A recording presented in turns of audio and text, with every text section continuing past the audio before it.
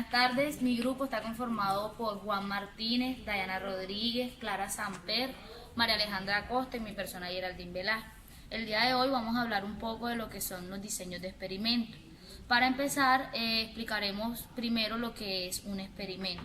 Los experimentos son una serie de pruebas o pruebas en las que se hacen cambios deliberados en las variables de entrada de algún proceso o sistema para observar e identificar los cambios que pudieran darse en la respuesta de salida.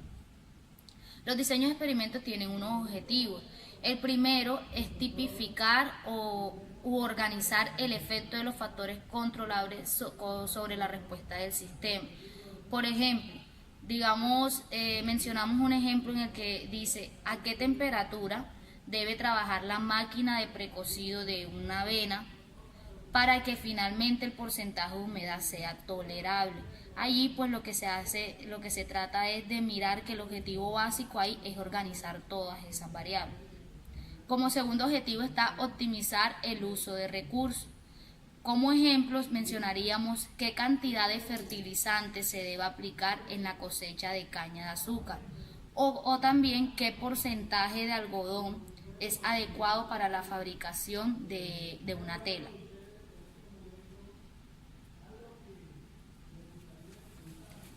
Bueno, uno de los objetivos, ya tercero, sería valorar las alternativas.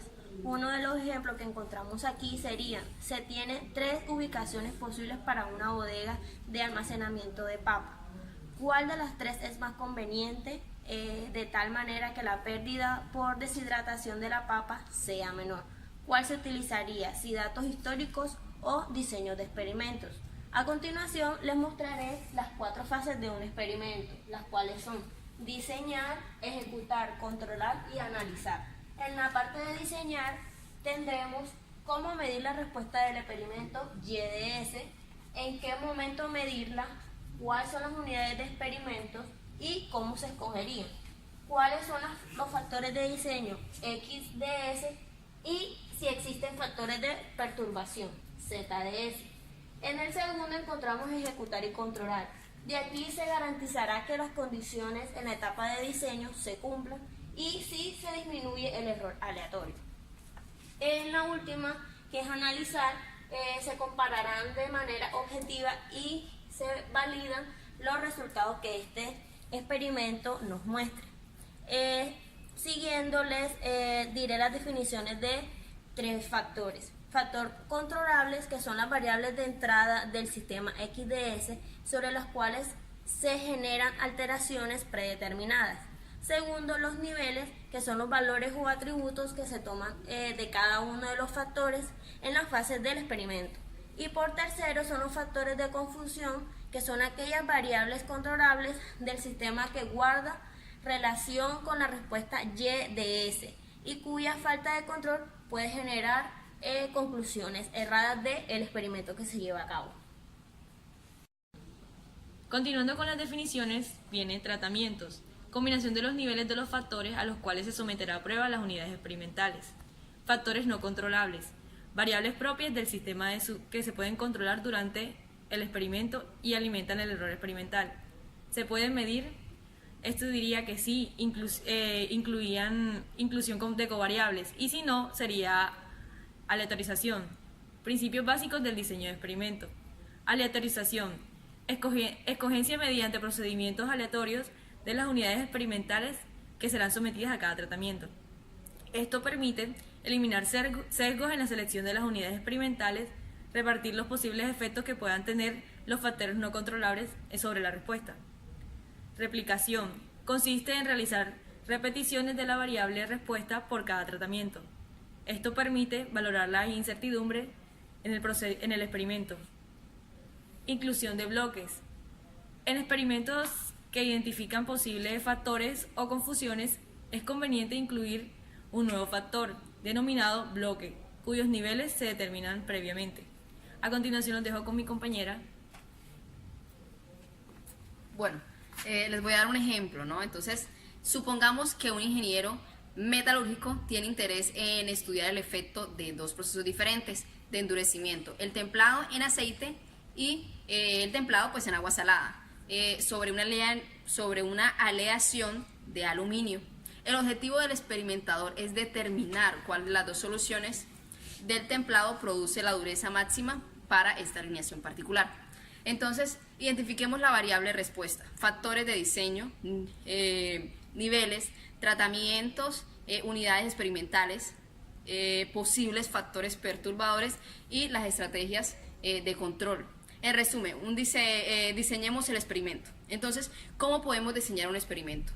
Tenemos como un conjunto de controles realizados sobre un experimento con el objetivo de lograr que los resultados obtenidos presenten la mayor validez posible. ¿Y cómo analizamos los datos? Bueno, existen diferentes modelos de análisis que varían dependiendo de la estrategia de diseño adoptada en el experimento. Entonces tenemos el diseño de un factor, diseño de bloques y diseños factoriales. Bueno, voy a darles un ejemplo un poco más práctico, ¿no? Bueno, tenemos que una comparación de medidas de K poblaciones independientes. Entonces tenemos un ingeniero de desarrollo tiene interés en investigar la resistencia de la tensión de una fibra sintética nueva que se usará para hacer telas de camisas, pero para caballero. Entonces, por experiencia se sabe que la calidad de la tela se ve afectada por la composición de algodón, el cual debe variar entre 10 y 40% de la mezcla. Por tanto, decide probar 5 niveles de algodón: 15, 20, 25, 30 y 35% pues de este nivel. Y cómo necesita valoración valoración de la variabilidad, decide hacer 5 replicaciones por cada nivel. Entonces vamos a identificar factores de diseño, niveles del factor de diseño, posibles factores perturbadores, unidades experimentales y cuál sería su estrategia para eliminar un posible efecto de factores perturbadores. Entonces a continuación mi compañero pues les va a dar esta solución ya plasmada en el tablero. Bueno, a continuación les voy a mostrar un poco el proceso para el desarrollo de este ejemplo, el cual fue que tenemos un factor del ejemplo, para el ejemplo que es el porcentaje de algodón, y poseemos 5 niveles, los cuales van comprendidos del 15% al 35%. Tenemos una unidad experimental que va de muestras de trozos de tela de 125 milímetros por 125 milímetros. Y su aleatorización está en diferentes... Sabemos que hay diferentes lotes de tela y de algodón en la sección de almacenamiento. Entonces estos van a ir distribuidos aleatoriamente para cada nivel, para cada sección. Después serán asignados para cada tratamiento. Después tenemos los posibles factores perturbadores, los cuales son 3. Tenemos el instante de producción, tenemos la zona de toma de la muestra y tenemos la calibración de la máquina de prueba.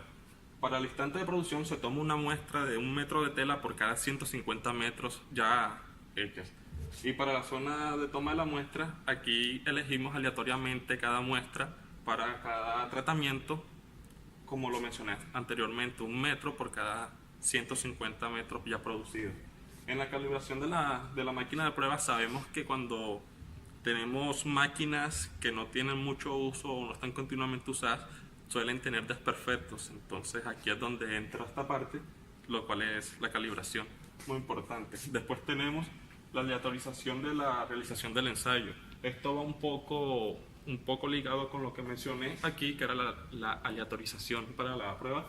Y por último tenemos los factores no controlables, pero que son medibles. Un ejemplo de esto es la temperatura. Sabemos que